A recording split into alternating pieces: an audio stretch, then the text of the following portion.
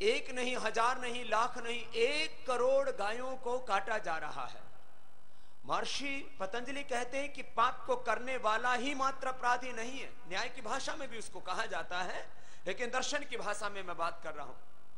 पाप को करने वाला और उसको सहने वाला, उसका अनुमोदन करने वाला, उसके लिए प्रोत्साहन देने वाला, हम ना कर रहे हैं ना हम उसको प्रोत्साहन दे रहे हैं, लेकिन हम परोक्ष रूप से अनुमोदन कर रहे हैं, तो हम भी अपराधी हैं। इसलिए जो 1 करोड़ गोमाता का, गोवंश का जो कत्ल करते हैं हिंदुस्तान में, और 1 करोड़ गायों को कत्ल करने के लिए जो बांग्लादेश भेज देते, ये तो एक गोमाता की हत्या का कलंक हमारे माथे पर, भारत माता के माथे पर लगा है। 84 करोड़ लोग इस देश की भूखे सोते। एक भी घर का बेटा या बेटी भूखी सोती है तो मां बाप चैन से नींद रह सकते। एक सन्यासी एक घर को जरूर छोड़ता है, लेकिन वो 125 करोड़ हिंदुस्तानियों को, अपना परिवार और इस वसुधैव कुटुंबकम पूरे विश्व को संपूर्ण दुखों से मुक्त देखना चाहता है। ये उसकी ऊंची भावना होती है जो उसको सन्यासी बनाती है, इसकी करुणा का विस्तार हो जाता है। आज ये भारत विश्व का सबसे बड़ा मांस निर्यातक देश ही नहीं है, विश्व का सबसे बड़ा गोमांस निर्यातक देश। और मैंने कहा करीब 2 करोड़ गोमाता की हत्या का कलंक हमारे माथे पर लगा है। और यदि ये इसी तरह से सिलसिला जारी रहा तो आज जैसे शेर को बचाने के लिए मूवमेंट चलानी पड़ती है, हिरण, काले हिरण को बचाने के लिए मूवमेंट चलानी पड़ती है, गायों की नस्लें लुप्त हो गई। नंदी की तो जो है नस्लें बची ही नहीं है। आज हम पेड़ पौधों की नस्लें बचा रहे हैं, फसलों के अच्छे बीज बना रहे हैं, लेकिन गोवंश के जो ऐसे, आज ब्राजील के अंदर गायें, देसी नस्ल की गायें, गिर नस्ल की गायें 60 किलो दूध देती हैं। यद्यपि पतंजलि योगपीठ में भी जो गायें 15-20 किलो तो दे देती हैं, मेरी आंखों के सामने एक सपना है कि हिंदुस्तान की भारतीय नस्ल की गायें का 50 किलो दूध देने वाली गायें हम हिंदुस्तान के लोगों को दे पाए, और उसके लिए कार्य चल रहा है। आज करीब 500 से ज्यादा गायें हैं पतंजलि योगपीठ में। वो गौशाला दान मांगने के लिए नहीं, गायों को कैद करने के लिए नहीं। गौशालाएं और वृद्धाश्रम अक्सर जो है ऐसे खोल लिए जाते हैं जहां हम बस एक प्रदर्शनी लगा के रखते हैं, कुछ सेवा भावना से कर रहे हैं, उनका तो अभिनंदन है, लेकिन गाय जो है वो गौशालाओं के लिए नहीं बनी है। गाय तो घर आंगन की शोभा है, वो घर को तीर्थ बनाती है और धरती माता को अन्नपूर्णा बनाती है, इसलिए उसका उपयोग तो वही होना चाहिए और उसके लिए आगे कार्य होना। ये तो एक मैंने प्रश्न उठाया, कितने प्रश्न हैं। भूख का प्रश्न, गरीबी का प्रश्न। अभी संतों की बैठक हुई कि देश में धर्मांतरण हो रहा है। मैंने कहा धर्मांतरण हो क्यों रहा है? जब तक वैचारिक दरिद्रता और आर्थिक दरिद्रता भारत से खत्म नहीं होगी, धर्मांतरण के ऊपर अंकुश नहीं लग सकता।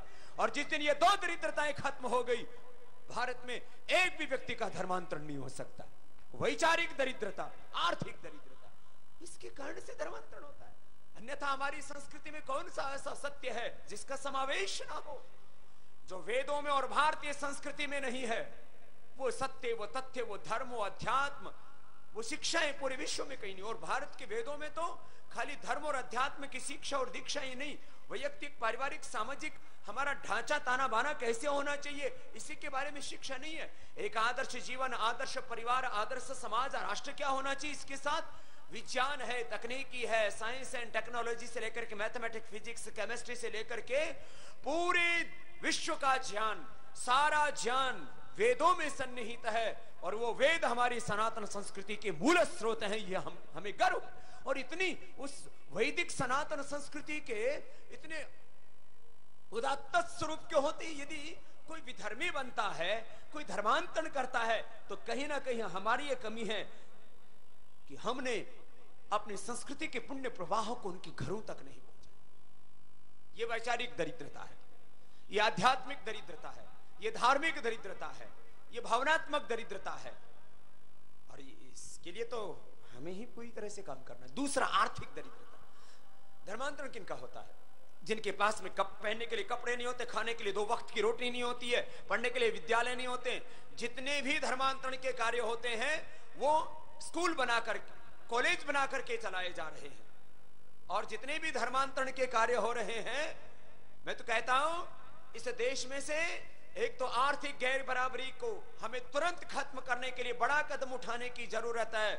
और जो जिन जातियों का वर्षों से, सदियों से अपमान होता रहा है, उनको गले लगाने की जरूरत है, फिर कहीं कोई धर्मांतरण नहीं होगा।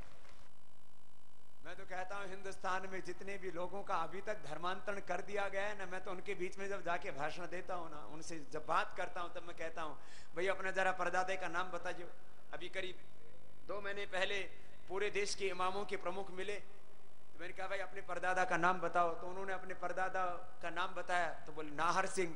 मैंने कहा उनके पिता का नाम बताइए, तो फिर उन्होंने उनका नाम बताया। बोलो ऐसी 2-3 पीढ़ियों के मैंने पूछे, मूल में तो हम सब एक हैं।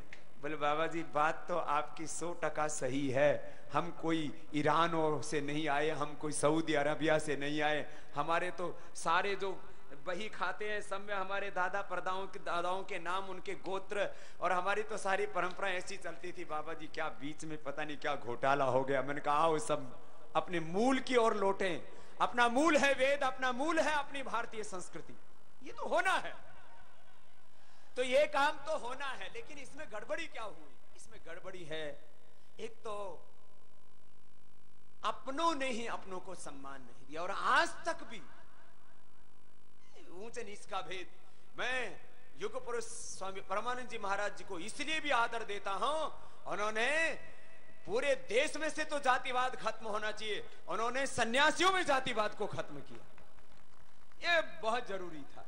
सन्यासियों में भी साहब, ये ब्राह्मण सन्यासी हैं, ये वैश्य सन्यासी हैं, ये क्षत्रिय सन्यासी हैं, ये दलितों के सन्यासी हैं, ये पिछड़ों के सन्यासी हैं, ये वाल्मीकियों के सन्यासी हैं, ये दलित।